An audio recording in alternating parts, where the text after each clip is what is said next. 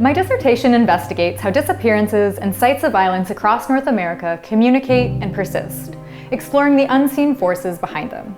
I use an interdisciplinary approach, including embodied research, interviews, and site visits. The concept of site specificity is also expanded, focusing on attunement practices that enhance sensitivity to both human and more than human influences.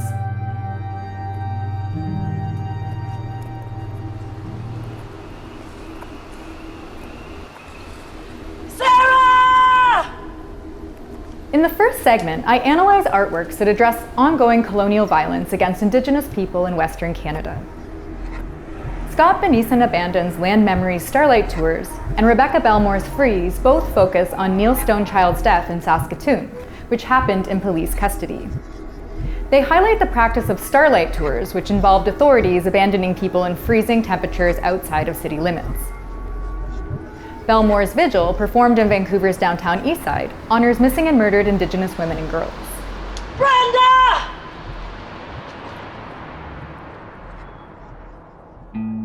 Next, I examine the Equal Justice Initiative's efforts in Montgomery, Alabama, focusing on how the National Memorial for Peace and Justice and the Community Remembrance Project use soil from lynching sites to memorialize and activate the legacies of racial violence across the U.S. These acts of remembrance illustrate how the past continually ruptures the present.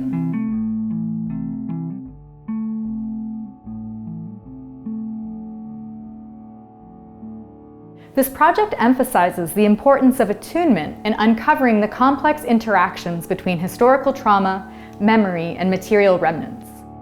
I examine artistic interventions that challenge linear historical narratives by delving into ideas of deep time, monuments, and imagining alternative futures.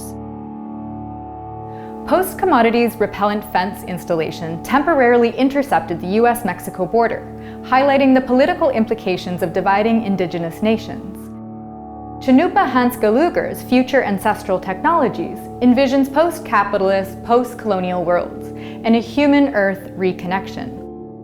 His work Transmutation symbolizes the near destruction of the American bison, using pigments made from buffalo bones to create a visual representation of lost histories and connecting them to modern-day extraction industries.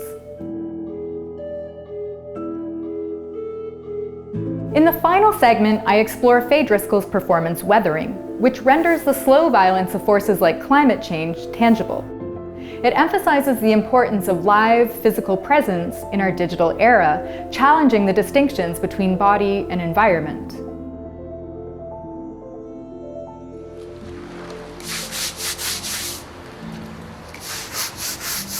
These and other artworks in the dissertation all use spatial and temporal strategies, often foregrounding the site as performer and revealing how the unseen can be just as expressive as the seen. From the seemingly empty Saskatoon field to the streets of the downtown Eastside, DNA embedded in soil, ancestral wisdom, or mineral traces of bison, these examples all point toward an enduring landscape of violence.